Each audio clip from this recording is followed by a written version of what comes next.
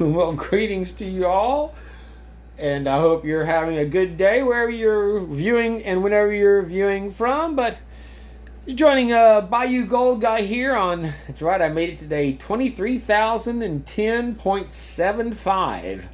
And sound like a star date, doesn't it? So, yeah, it's been about 3 years, maybe over 3 years, since we had some margaritas from a little Cuervo mix up a drink. And you notice that little lollipop back there in the back? That's right. It's gotta do something special for a little birthday dinner. So I bought, I think, 2 or 3 of these now. Whenever they have them marked down, for $20. So they didn't have that, but they had this beauty out there. So I went ahead and bit the bullet, threw the extra 10, paid $35 for this, over a 2.5 pound.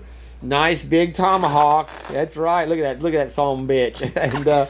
And I went to Rouse. I was at Rouse's, my grocery store, where they sell them the next day, and they had them in their cabinet. I asked, well, how much would that one be? And she weighed it out for me, and it was $62 for basically the same size steak. I think that one was maybe was either equal to or less than this one, but it had the meat wise, but it had a bone that was an extra, this long and about this wide at the end. So I'm going, so basically I'm paying about $10 just for that bone hanging out of it, right? She goes, she'd done one, she'd sold one, and it was like, a $60 steak, and once they cut the bone off of it, $20 of it had been for bone. So that's why I never would get these, because I just wasn't going to pay for bone. But as you can see, these have minimal bone on them, so it's enough to give you a nice little effect about the side. But I mean, the bone that I'm talking about on this steak was another, 6 or 7 inches long, and by that time it's about this wide. So I mean, it's a thick, huge rib. Again, just for looks, it just makes no sense to me. So yeah, and this is also $13.47 a pound, so it's almost $5 less than what they're selling it for. Like I said, these have been the best steaks I've ever had since I've been eating steak. I cannot deny that. So we've got rain all day. It's just been pouring. We've had it torrential, and it's been coming and going.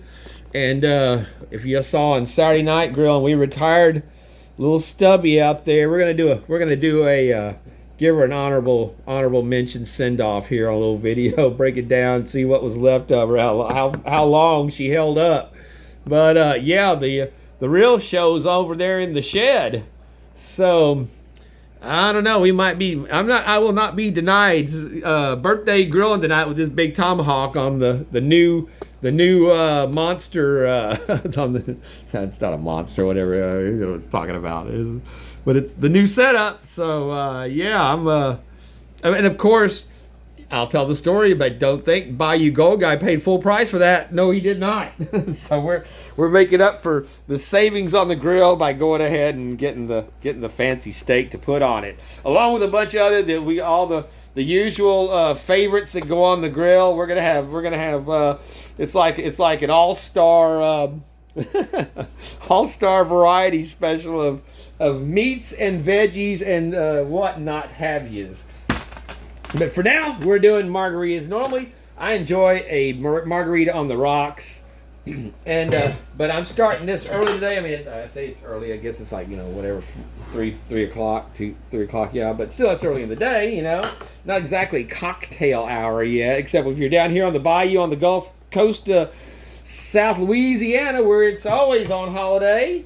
And I just saw where they're getting the Super Bowl next year, and one of the blighted buildings, one of the worst buildings in the city, they're going to wrap it 10 stories with a wrap to try to cover it up because it has falling debris and it's an eyesore. And it's full of deadly mold and asbestos, which comes out with the wind, blows out and distributes across the city. So that's why another reason why Louisiana has the highest rate of mesothelioma, which is asbestos lung cancer in the country.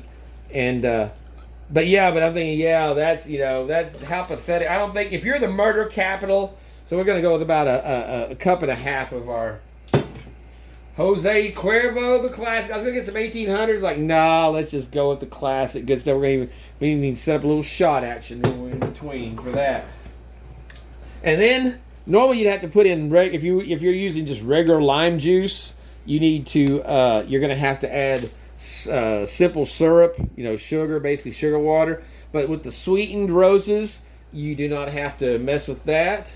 So you put in an equal amount normally, but it's we like more of the tequila, tequila flavor in it. So we don't do it 50-50 on that. We give it props to the tequila and a little less on the lime, because we also have our triple sec, and that orange liqueur is what's going to also sweeten up the tartness of the lime as part of that. And so we're going to do about a half a cup of that in this. For a 1 cup, you'd use a half a cup. We're going a little bit higher since we got a little more tequila, so we can flush it out a bit more. So that's why this is not going to be looking green. It's going to be it might have a little bit of a limey hue to it, but yeah. So we're going to ice it down. So now usually you're going to want to add about, I think it usually calls for like six cups of ice. So you will get diluted there as well. And I also tend to give it an extra, whether I'm using fresh limes or like with the roses, it's still just regular lime juice. Just to hit it like that. All right, now brace your ears, pull out your earplugs, whatever it takes.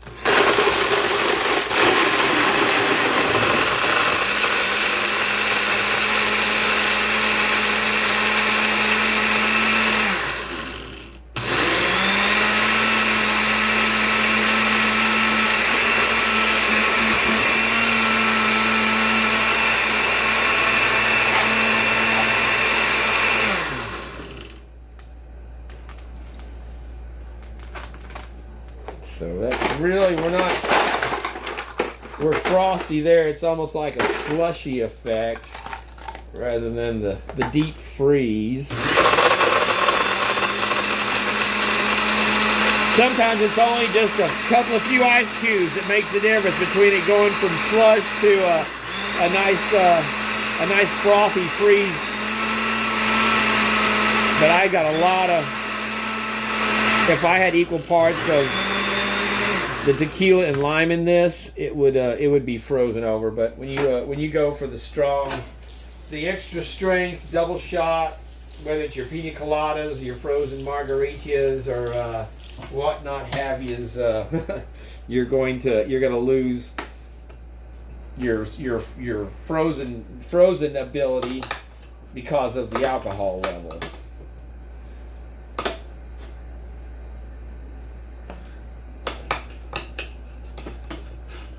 Now, we're going to go ahead and count that as good for us. But so, yeah, like I was, my point being was that, yeah, whenever, by drinking the frozen margaritas, I will, I'm not going to be down and, like you can down the margaritas on the rocks pretty damn quick. And especially if you're starting early in the day, then yeah, that is not a good recipe. So, and we got a long way to go for the rest of the grilling and what have you. So,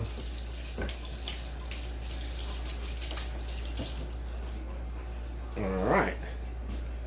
Normally I would just put it in my standard insulated cup, but since we're doing it on camera now, we'll go ahead and take our lime, coat the rim, bring out our, actually I love this container. I changed out the salt long ago. It's got the coarse, oh damn, it's too big for this glass. You'd have to do it on a dinner plate if you didn't want to get in your salt there, but So I don't want it on the inside of my glass, though. That's the problem. But yeah, that's just the kosher salt. It's a much coarser grain salt.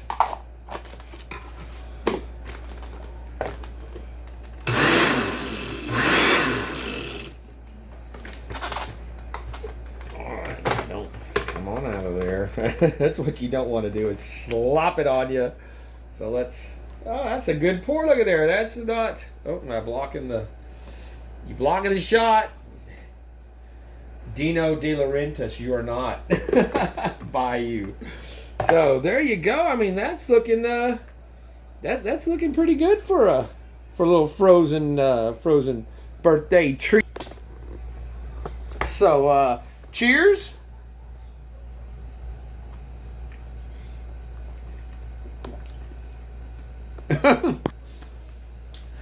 Stick with those, and you got that extra lime juice I squirted in there. Brings out that extra a little bit of tartness over the sweetness from the triple sec and the lime.